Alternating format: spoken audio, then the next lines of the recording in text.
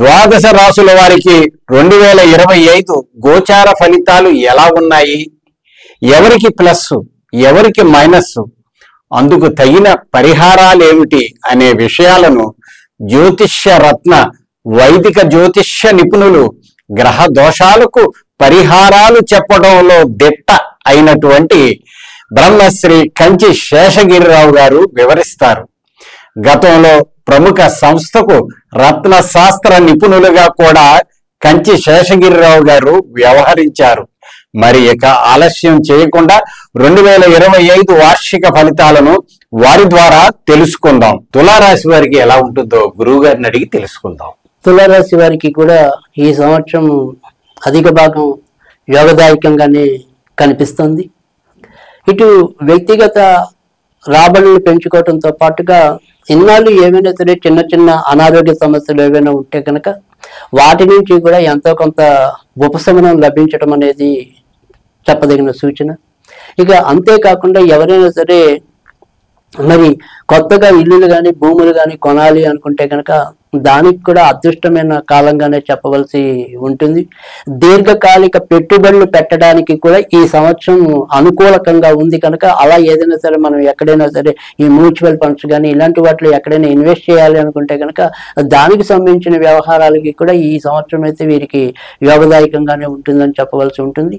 ఇటు సంతాన పరంగా కూడా వీళ్ళు అభివృద్ధి చూడటం, ఆ సంతానం వీరు ఎలా కావాలనే విషయంగా ఆదుర్దపడుతున్నారో ఆ రకంగా వారు అనుకూలకంగా ప్రవర్తించటం, వీరికి అది కొండంత ధైర్యాన్ని ఇవ్వటం అనేది కూడా ఈ తులారాశి వారికి ఈ సంవత్సరం అయితే ఎక్కువగానే కనిపిస్తుంది. అయితే ఇక్కడ తులారాశి వారు ఈ సంవత్సరం కొద్దిగా జాగ్రత్త పడాల్సింది ఏంటి అంటే కనుక వ్యక్తిగత అహం అంటే కొంతవరకు ఈగోకి పోయి అధికంగా ఖర్చు చేయటం కానీ లేదా అంతా నాకు తెలుసు అనే ఒక నిర్లక్ష్యం కానీ ఈ రెండింటిని ఈ దుర్గుణాలని కనుక కొంతవరకు నియంత్రణ చేసుకుంటే కనుక ఈ ఏడాది నిజంగా చాలా చెప్పాలి అంటే కనుక తులారాశి వాళ్ళకి అన్ని కూడా మహద్భాగ్యం అనేది ఏదైతే ఉంటుందో ఆ భాగ్యం పట్టే దిశగా ఈ సంవత్సరం ఉండే పరిస్థితి ఎక్కువగా కనిపిస్తుంది. అంటే మనం ఏదైనా సరే విదేశాలకి వెళ్ళాలి అనుకుంటే కనుక విదేశాలకి వెళ్ళటం అనేది ఉంటుంది. తర్వాత ముఖ్యంగా ఏది తులారాశిలోనే మనకి అధికంగా ఈ కవులు కళాకారులు ఈ సినిమా రంగానికి సంబంధించిన వాళ్ళు వీళ్ళందరూ కూడా అధిక భాగం మనకి తులారాశిలో ఉండటం అనేది ఉంటుంది.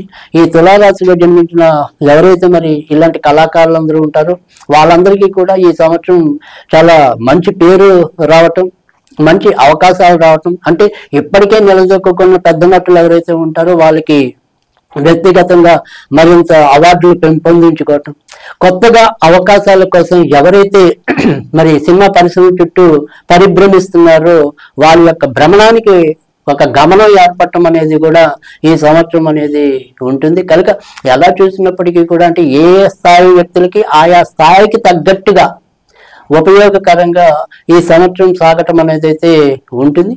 ఇక ఆహార విహార విషయాల్లో మాత్రం కొంతవరకు జాగ్రత్తగా ఉండాలి. ఎందుకంటే ఏదైనా ఈ సంవత్సరం వాళ్ళకి రోగాలు వస్తే కనుక అవి అజీర్ణ సంబంధించినవి కానీ లేదా మనం తిన్న తిండిలో లోపానికి సంబంధించినవి కానీ ఇలాంటి వాటికి విషయంలోనే అంటే ఆహారంతో ముడిపడింది కొంతవరకు ఈ సంవత్సరం వీళ్ళకి ఎక్కువగా అనారోగ్యం కలిగేదైతే కనిపిస్తుంది. ఇక ఈ తులారాశిలో ఎవరైనా సరే మరి పెళ్లి కోసం వేచి ఉన్న పిల్లలు ఎవరైనా కనుక ఉంటే వారికి ఈ సంవత్సరం మరి అనుకూలకంగానే ఉంటుందని చెప్పొచ్చు. కనుక ముఖ్యంగా ఏదైనప్పటికీ కూడా వీరికి ఏప్రిల్ నుంచి నవంబర్ వరకు కూడా చాలా అనుకూలమైన స్థితి అనేది కొత్తగా పెళ్లి కావాల్సిన వాళ్ళకైతే కనపడుతుంది.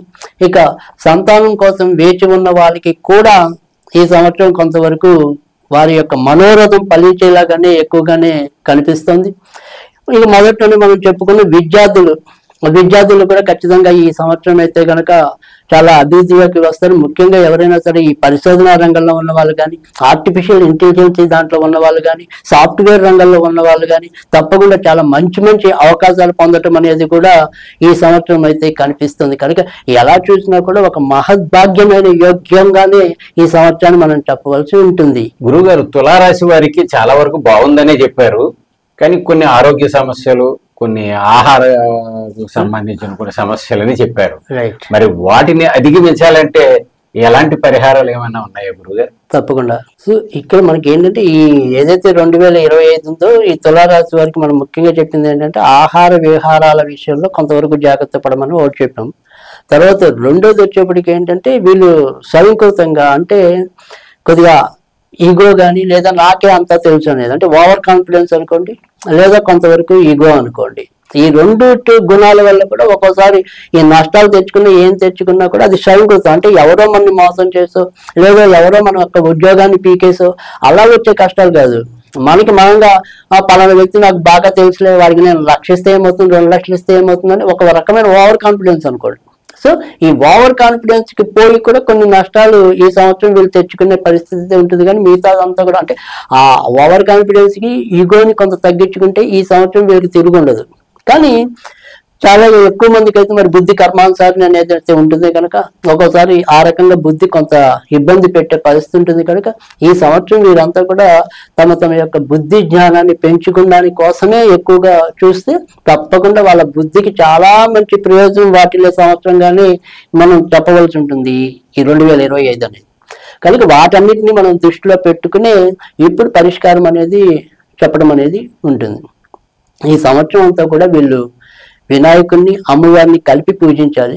కనుక ఏదైనా సరే లక్ష్మీ గణపతి ఆరాధన కానీ లేదా మరి పార్వతి తర్వాత మరి వినాయకుడికి సంబంధించిన ఆరాధన కానీ ఇలా ఇద్దరు యొక్క ఆరాధనని గణపతితో ఎవరో ఒక శక్తిని కలిపి ఇటు లేదా గణపతి సరస్వతిని కలిపి ఈ రకంగా ఏదైనా సరే ఈ సంవత్సరం అంతా వాళ్ళకి సంబంధించిన స్తోత్రాలు అంటే ముఖ్యంగా సంకటనాశక గణపతి స్తోత్రం తర్వాత మరి సరస్వతీ దేవి కవచం ఈ రెండు కూడా నిత్యం అనునిత్యం చదువుకున్నా కూడా వాళ్ళకి మంచి జరగటం అనేది అయితే ఉంటుంది. అలా కాకుండా తేలిగ్గా అవ్వాలి అనుకుంటే కనుక ఒక మంత్రం ఇలాంటిది ఏదైనా మనం కనుక చెప్పుకోవాల్సి ఉంటే కనుక ఓం గం ఐం గణపతియే నమః. ఇక్కడ ఐం అనేది సరస్వతి బీజం, గమ్ అనేది వినాయక బీజం. కనుక ఈ రెండింటిని మిళితం చేసి ఓం గం ఐం గణపతియే నమః, ఓం గం ఐం గణపతియే నమః ఇది ప్రతినిత్యం కూడా వాళ్ళ శక్తానుసారం చదువుకోవటం అనేది ఒక పద్ధతి. ఇక ఇవేమీ తెలియకుండా మనం ఇంకేదైనా చేయాలి తేలిగ్గా అవ్వాలి ఎలాగా అని ప్రశ్నించినప్పుడు మనం చేయవలసింది ఏంటంటే కనుక కొద్దిగా బుధవారాల పూట ఈ బుధవారాల పూట ఇంట్లోనే మనం సరస్వతీ దేవికి కొద్దిగా తేనె నివేదన చేసినట్టయితే కనుక చాలా మంచి ఫలితాలు రావటం అనేది కూడా జరుగుతుంది. కనుక ఈ రకమైన సులభ పరిహారాలు పాటించి వారు ఉపశమనం పొందొచ్చు. మీరు 2025లో తులారాశి గోచార ఫలితాలను తెలుసుకున్నారు కదా.